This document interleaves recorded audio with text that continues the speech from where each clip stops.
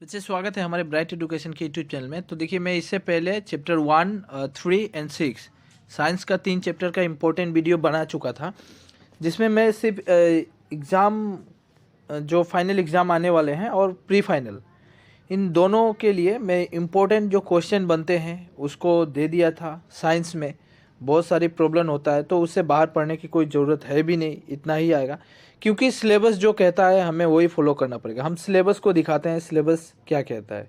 देखिए, ये recently syllabus है 2022 के फाइनल एग्ज़ाम के लिए। यहाँ पे 40% सिलेबस को रिड्यूस करके दिया हुआ है। चैप्टर 2 की बात करें, acid and base and salt, बहुत इंपॉर्टेंट चैप्टर है। ये 6 मार्क आपको देगा एग्ज़ाम में। यहाँ से 6 मार्क आएंगे, आप आराम से देख सकते हैं। 6 मार्क यहाँ से आएगा। यहाँ पे पढ़ना कितना दूर है, 2.3.1। यहाँ पे देखिए जो बोला गया है, यहाँ पे बोला है आप यूनिट अप टू, मतलब आपको चाहिए 2.3.1, इतना दूर ही पढ़ना है। इसके अंदर जो भी क्वेश्चन बनते हैं वो एग्जामिनर देगा। आपको ये पढ़ने की कोई ज़रूरत नहीं। यहाँ पे बोला भी गया है यूनिट ओमिटेड, मतलब छोड़ देना है 2.4। ये सब पढ़ने की कोई ज़रूरत है नहीं। तो चलते हैं 2.3.1 तक। जितने क्वेश्चन बनते हैं उसको हम डिस्कस करते हैं, और जो भी इनर क्वेश्चन बनेंगे या आउटर क्वेश्चन बनेंगे, हम सब कुछ डिस्कस करेंगे इस वीडियो में। बात करूं जो पहले यहाँ से स्टार्ट होता है, तो यहाँ पे कुछ वैसा क्वेश्चन बनेगा नहीं। ये बस आपको एक्सप्लेनेशन किया गया है एक्चुअली एसिड और बेस होता क्या है। तो ये आपके टीचर ऑलरेडी पढ़ा चुके हैं। मैं आगे बढ़ता हूँ और देखता हूँ कि इम्पोर्टेंट क्या है। यहाँ पे कुछ एक्टिविटी दी गई है। एक्टिविटी से हमें कुछ लेना देना है नहीं, लेकिन यहाँ पे एक इम्पोर्टेंट क्वेश्चन बनेगा।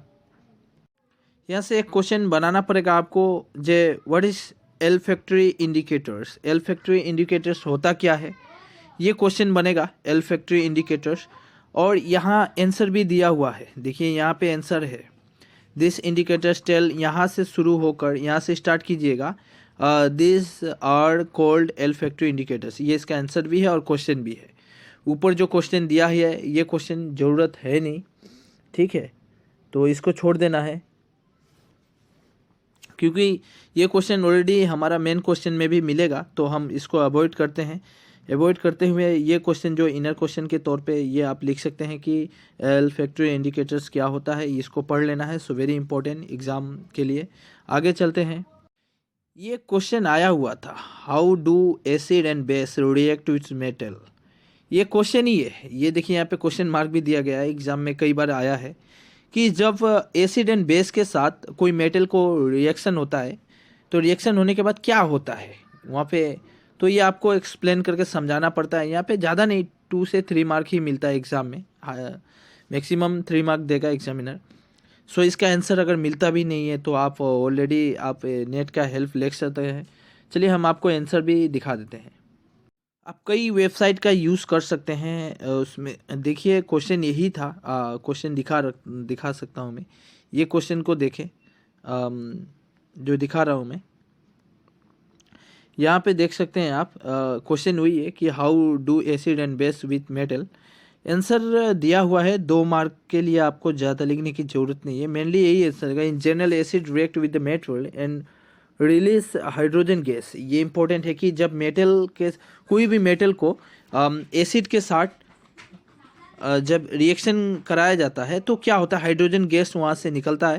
When the base react with the metal form salt and, जब बेस के साथ किसी मेटल को रिएक्शन कराया जाता है तो सॉल्ट निकलता है, और अगर उसी को एसिड के साथ उसको रिएक्शन कराया जाएगा तो हाइड्रोजन गैस वहाँ से फॉर्म्ड होता है। सो यही 2 मेनली था, और 2 मार्क मिल भी जाएगा एग्ज़ाम में, काफ़ी एग्ज़ाम के लिए। तो आगे बढ़ते हैं। इस तरह आप आंसर खुद फाइंड आउट कर सकते हैं। आंसर आपको खुद फाइंड आउट करना है, मैं बस क्वेश्चन को दिखाता हूँ। जो भी इंपॉर्टेंट क्वेश्चन बनेंगे हम दिखाते चलेंगे, और आपको कहूँगा और आप लिख लीजिएगा और उसका आंसर निकाल के याद कर लीजिए एग्ज़ाम के लिए। एग्ज़ाम आपका आने वाला है। यहाँ पे एक क्वेश्चन बनेगा, how do metal carbonate and metal hydrocarbonate react with acid. ये भी एक क्वेश्चन है, तो ये आपको करना ही है। ये क्वेश्चन है, अपने आप में एक क्वेश्चन है, तो ये आपको करना है। So very important question. आगे बढ़ते हैं। जो क्वेश्चन बन रहा है मैं देते जा रहा हूँ। अगर इंपॉर्टेंट क्वेश्चन की बात करूँ, सो मोस्ट इंपॉर्टेंट क्वेश्चन ये बनेगा। ये आपको मोस्ट इंपॉर्टेंट क्वेश्चन बनेगा। देख सकते हैं, how do acid and base react with each other. एक दूसरे के साथ कैसे रिएक्शन करता है एसिड और बेस को जब एक साथ मिलाया जाता है। ठीक है, तो इम्पोर्टेंट क्वेश्चन है और ये भी क्वेश्चन बना हुआ था एक एग्ज़ाम में, मुझे देखने को मिला था, तो आपके ऊपर है, ये इतना इम्पोर्टेंट है नहीं, इसको हम छोड़ भी सकते हैं। तो आगे बढ़ते हैं। मेनली क्वेश्चन की बात करें तो यहाँ पे जो क्वेश्चन दिया हुआ है बुक के अंदर, ये क्वेश्चन 2000 आपका 19 में भी आया हुआ था और 18 में भी आया हुआ था, मुझे अभी भी याद है ये जब मैं पढ़ाया था। तो ये क्वेश्चन इंपॉर्टेंट है कि why should the curd and sour substance not be the keeped in brass and copper vessels. मतलब जब आप कोई भी दही जो होता है, तांबे और पीतल, इसके अंदर कोई भी बर्तन होता है तांबे का, यानी ब्रश एंड कॉपर का जो मेटल का आपका जो बर्तन है उसमें आप नहीं रख सकते हैं। क्या होता है, क्योंकि केमिकल रिएक्शन होता है। तो आपको ये इंपॉर्टेंट है, कई बार एग्जाम में आया है, ये आपको एग्जाम में मिलेगा ही मिलेगा ये क्वेश्चन, इतना इंपॉर्टेंट क्वेश्चन है, number 1 question, so very important. Next अगर बात करता हूँ नंबर 2 की, ये क्वेश्चन देखिए, उधर ही मैं इसका आंसर दे चुका हूँ कि which gas is usually liberated when the acid react with a metal. ये मैंने बोला था कि हाइड्रोजन गैस वहाँ से निकलता है, वहाँ पे आंसर भी दे दिया था। तो सो ये भी क्वेश्चन आपको very very important question, number 2 and number 1। Number 3 की बात करें तो नंबर 3 सिर्फ एग्जाम में एक ही बार आया है, ये नंबर 3 एक बार आया है, मुझे एक बार मिला था पेपर में। सो आपको सभी करना है, नंबर 1 2 3, नंबर 1 और 2 को सो मोस्टली आगे कर लेना है क्योंकि इंपॉर्टेंट है, इसको पूरा बाय हार्ट ही कर लेना है। और 3 नंबर को आप अगर रिवीजन करके भी जाते हैं तो आंसर को आराम से लिख सकते हैं। ये भी एक क्वेश्चन है अपने आप में, तो ये आपकी मर्जी है, आप कर सकते हैं, लेकिन करना चाहिए क्योंकि हमें ज़्यादा पढ़ना भी नहीं है, तो इसको करना है ये चैप्टर में। ये तो सो मोस्ट इम्पोर्टेंट क्वेश्चन कहा जाएगा क्योंकि एग्ज़ाम में, एग्ज़ाम के लिए देखिए थोड़ी तो मेहनत करनी पड़ेगी, थोड़ी सी पढ़ाई करनी पड़ेगी। What happen to an acid to base और a base in a water solution. क्योंकि जब जल में जब वाटर में एसिड और बेस को मिलाया जाता है तो क्या रिएक्शन होता है, क्योंकि वाटर में बोल रहा है, इस बार मेटल का बात नहीं हो रहा है, इस बार वाटर में बोल रहा है। पहले क्या बोला था, मेटल में मिलाने से क्या होगा, फिर बोला था अगर एसिड और बेस को मिलाने से क्या होगा, अभी बोल रहा है वाटर में मिलाने से क्या होगा। सो इसका आंसर भी आपको मिल जाएगा, वो आप के ऊपर है, आप चाहे वेबसाइट का यूज़ कर सकते हैं या बुक का यूज़ कर सकते हैं, लेकिन हर जगह आंसर ठीक ही दिया था, मैंने देखा भी था, तो आपके ऊपर है, मैंने एक प्रूफ भी करा दिया पहला क्वेश्चन को लेकर। सो आगे चलते हैं कि आगे कौन सा क्वेश्चन चाहिए। यहाँ से कोई चाहिए नहीं, सब एक्टिविटी है, ये तो टीचर के ऊपर डिपेंड करता है कि एक्टिविटी करके दिखाए। अगर क्वेश्चन की बात करें, यहाँ पे जो क्वेश्चन दिया है, यहाँ पे देखिए सबसे इम्पोर्टेंट अगर बात की जाए कौन सा क्वेश्चन बनेगा, यहाँ पे 2 3 एंड 6, 2 3 एंड 6 को पहले करना है क्योंकि ये बहुत ही इंपॉर्टेंट है, एग्जाम में कई बार आया है। और ऐसा नहीं है कि बाद बाकी जो भी क्वेश्चन है उसको छोड़ देना है, सभी को करना है, सभी क्वेश्चन को ही करना है। मैं ये नहीं बोल रहा हूँ कि नहीं करना है, सभी को करना है, लेकिन सबसे ज़्यादा इंपॉर्टेंट आप VBI मार लीजिए नंबर 2 3 एंड 6 को। 2 3 एंड 6 कई बार एग्जाम में आया है, इसलिए मैं कहता हूँ कि 2 3 एंड 6 को ज़्यादा करना है।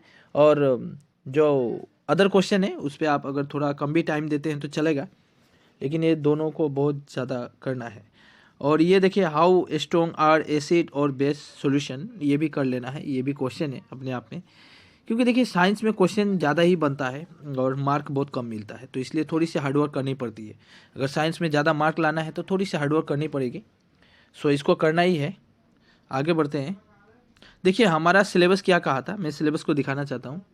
सिलेबस कहता है कि 2.3.1, अभी हम लोग 2.3 में पहुँच चुके हैं, सिलेबस कहता है 2.3.1 तक जाना है, तो हम चलते हैं। अभी देख सकते हैं 2.3 तक पहुँच चुका है हम लोग, 2.3। इसके बाद 2.3.1 मुझे चाहिए, बस ये चाहिए था 2.3.1 pH वैल्यू का। यहाँ पे pH वैल्यू को आपको याद होना चाहिए कि कब एसिड होता है कब बेस हो जाता है pH वैल्यू, और ये सब याद रख लीजिए। लेमन का pH वैल्यू क्या है, यहाँ से क्वेश्चन पूछ लेता है एग्जामिनर, लेमन के क्या है। उसके बाद प्योर वाटर का pH वैल्यू कितना है 7.4, मिल्क का कितना है, ब्लड का भी पूछा था एग्जामिनर, जब ब्लड का pH वैल्यू कितना है, तो ये सब क्वेश्चन पूछ लेता है। और ये सब क्वेश्चन pH वैल्यू यहाँ पे दिया हुआ है, तो याद कर लीजिएगा। और आगे बढ़ते हैं कि क्या बनेगा। एक क्वेश्चन बनेगा व्हाट इज़ pH स्केल, मैं यहाँ पे दिखा सकता हूँ, वो है, अच्छा इसका मैं खुद से कह दिया, एक क्वेश्चन बना लीजिए व्हाट इज़ pH स्केल। तो पीएच स्केल किसे कहते हैं, तो वो आपको आंसर लिख लेना है, ठीक है। यहीं पे मिलेगा कहीं पे, यहाँ पे देखिएगा, वो क्वेश्चन का आंसर भी मिल जाएगा आपको। व्हाट इज पीएच स्केल, यहाँ पे देखिए आंसर दिया हुआ है, यहीं पे मिलेगा आंसर आपको, वही है what is pH scale. Internet का इस क्वेश्चन है, यहाँ भी है आंसर, आपकी मर्जी। वो क्वेश्चन मैं बोल दिया जो एग्जामिनर देगा आपको। लेकिन यहाँ से जो क्वेश्चन बनेगा ठीक है, तो ये क्वेश्चन के लिए बुक पढ़ना पड़ेगा, ये नेट का यूज़ करने से नहीं होगा। जे important of pH in everyday life, हमारी जो एवरीडे लाइफ है उस लाइफ में पीएच का क्या वैल्यू होता है, ठीक है। तो देखिए हमारा जो जनरली बॉडी होता है ना, जनरली बॉडी में क्या होता है, जो पीएच होता है 7.0 होता है। 7.0 से 7.8 तक हमारे जनरली बॉडी के अंदर पीएच वैल्यू पाया जाता है। देखिए यहाँ पे दिया हुआ है हमारी बॉडी की जो वैल्यू है कितना है, पीएच वैल्यू 7 से 7.8 तक यहाँ पे दिया है। लिविंग ऑर्गेनिज्म, ये आपको पढ़ लेना है, थोड़ी सी समझ लेना है। यहाँ पे एक क्वेश्चन क्या बनेगा मालूम है, सबसे important question, what is acid rain, what is acid rain, question लिख लीजिए। और क्वेश्चन लिखने के बाद आंसर यहीं पे दिया हुआ है, व्हाट इज एसिड रेन, यहीं पे दिखा देता हूँ। देखिए यहीं पे आंसर मिलेगा, यहाँ पे लिखा हुआ है when the acid rain flows into the rivers to lowers the pH of the rivers water, यहाँ पे आपको मिल जाएगा। लेकिन आप कहीं से भी लिखिए आंसर, उससे मतलब नहीं है, बस मैं क्वेश्चन बोल रहा हूँ जो व्हाट इज एसिड रेन, ये आपको लिख लेना है। और आगे बढ़ते हैं 3.1 में, और कुछ देखते हैं कि कोई कुछ होता है कि नहीं। हाँ एक क्वेश्चन यहाँ, ये सब क्वेश्चन ही है, ये कुछ दे या ना दे एग्जामिनर ये तो देगा, क्या देगा बोलिए तो, पीएच चेंज अस एक कजेस होना चाहिए था, कज ऑफ ए टूथ। आपकी जो दांत होती है वो दांत टूटना, किसी इंसान का दांत टूटता है ना, थोड़ी थोड़ी टूटना शुरू करता है, क्यों होता है, उसका पीएच वैल्यू कितना होना चाहिए। ये हाफेली में क्वेश्चन आया था रिसेंटली, कोकराझार डिस्ट्रिक्ट में भी आ चुका है, कई डिस्ट्रिक्ट में ये कवर किया गया था। तो ये क्वेश्चन डायरेक्ट एग्जामिनर दिया था कि एक इंसान की जो दांतें होती है, जो टूथ होता है, जो तीत होती है, तो वो तीत क्यों टूटना शुरू हो जाता है धीरे धीरे, उसका रीज़न क्या होता है, उसका पीएच वैल्यू कम हो जाता है और कितना होने के बाद होता है। तो ये आपको याद रख लेना है, ये क्वेश्चन ही है और इसका आंसर भी यहीं पे है, ये समझ लेना है, पढ़ लेना है। और आप कोई भी देखिए डाइजेस्टिव सिस्टम में पीएच का क्या वैल्यू है, आप कोई भी खाना खाते हैं उसमें, वो तो केमिकल रिएक्शन है, पूछता भी है what is the chemical reaction, तो वो होता है। देखिए केमिकल रिएक्शन क्लास 9 में खासकर बेसिकली ज़्यादा पूछता था एग्जामिनर, 10 में केमिकल रिएक्शन के बारे में इतना नहीं पूछता, लेकिन हाँ केमिकल रिएक्शन से जो भी पार्ट का क्वेश्चन बनेगा वो पूछता है। जिस तरह देखिए यहाँ पे pH in our digestive system, digestive system में पीएच का क्या वैल्यू है, आप कोई भी फूड वगैरह लेते हैं तो आप डाइजेस्ट करते हैं, उसमें पीएच का बहुत ही रोल होता है, बहुत बड़ा रोल होता है। तो क्या रोल होता है वो पूरा यहाँ पे एक्सप्लेन किया गया है, यहाँ पे एक्सप्लेन किया गया है ऑलरेडी, आप इसको पढ़ लेना है। और हमारे शरीर के अंदर कौन कौन से, जैसे एस्टोमस में क्या पाया जाता है, हाइड्रोक्लोरिक एसिड पाया जाता है, जो क्या करता है डाइजेस्टिव करने में, फूड को डाइजेस्टिव करने में हेल्प करता है।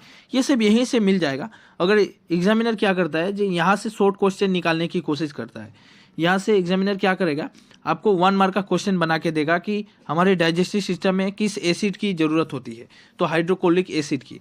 तो यहाँ से शॉर्ट क्वेश्चन निकालेगा। आप जब चैप्टर को पढ़ के एक्सप्लेनेशन को अच्छी तरह समझ जाते हैं, बस समझना है, तो 1 मार्क का जो भी क्वेश्चन आएगा वो आराम से आप लिख सकते हैं एग्जाम में। तो मैं कह देता हूँ कौन इंपॉर्टेंट है, आपको पढ़ ही लेना है, छोड़ना है नहीं। आप अगर छोड़ देते हैं, आपको लाइटली लेकर अगर अवॉइड कर देते हैं क्वेश्चन को, ये आपके ऊपर डिपेंड है, ये आपका ही लॉस होगा। ये भी एक बार पढ़ जाइएगा, आपको बस पढ़ना है। ये एग्जाम में इतना दिया नहीं है अभी तक, देखने को इतना मिला नहीं है, what is the pH of the soil in your the, ये वेकयार्ड, ये दिया नहीं है। लेकिन पढ़ लेना है कि मिट्टी में भी पीएच रहता है, तो आपकी वो उसको पढ़ना है। अब बात करते हैं क्वेश्चन की कि 2.4 तो मुझे चाहिए नहीं, 2.3.1 ही तक चाहिए था। तो हम आगे क्वेश्चन की बात करें। क्वेश्चन क्या कहता है, क्वेश्चन देखिए यहाँ पे question number 1 and question number 4 so important. Question number 1 and 4 PVI मान लीजिए, 1 एंड 4, क्वेश्चन नंबर 1 और 4 इम्पोर्टेंट है। इसके बाद भी इसको भी छोड़ना नहीं है, सभी को पढ़ना है। 1 एंड 4 को पहले पढ़ना है। मैं जिसको टिक कर देता हूँ, उसको आप पहले पढ़िए, इसके बाद टाइम रहता है तो पढ़िए, नहीं तो आपके ऊपर डिपेंड करता है। अब देखिए ये सब मुझे चाहिए नहीं 2.4, क्योंकि मुझे सिलेबस कहा था कि 2.3.1 तक चाहिए। देखिए ये सिलेबस कहा था कि चैप्टर 2 में 2.3.1 तक ही चाहिए, इसके बाद नहीं चाहिए, तो हम 2.4 से छोड़ेंगे। 2.4 से मुझे चाहिए नहीं, तो हम आगे बढ़ते हैं। मेन क्वेश्चन की तरफ आते हैं। मेन क्वेश्चन में जो भी 1 मार्क का क्वेश्चन होता है तो ये आपको सभी करना पड़ता है मेन क्वेश्चन में, तो इस पर मैं कुछ बोलूँगा नहीं, मेन क्वेश्चन में सब कुछ पढ़ना पड़ेगा 1 मार्क के लिए। और यहाँ पे देखिए 1 मार्क का जितना क्वेश्चन है, जिस तरह 1 2 3 ये सब पढ़ना है, ये सब पढ़ ही लेना है।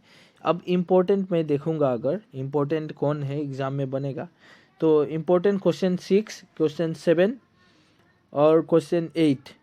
So very important question 6 7 and 8 question सभी को पढ़ना है। देखिए 6 और 7 नंबर क्वेश्चन चाहिए ही। इसके बाद अगर इम्पोर्टेंट क्वेश्चन की बात करूं तो सबसे इम्पोर्टेंट क्वेश्चन बनेगा 11 नंबर, 13 नंबर, 11 नंबर, 13 नंबर और 14 एंड 15, 13 14 एंड 15, 14 15 और 11 ये बहुत बार एग्जाम में आया है। 11 नंबर तो कई बार एग्जाम में, प्री फाइनल, फाइनल, हाफिली, हर एग्जाम में पूछा गया है, बहुत इंपॉर्टेंट है ये। एग्जामिनर क्या करता है, एक ही क्वेश्चन को बार बार रखता है, उन लोगों का आदत होता है कि प्रीवियस क्वेश्चन को ही बार बार उठाकर दे देना।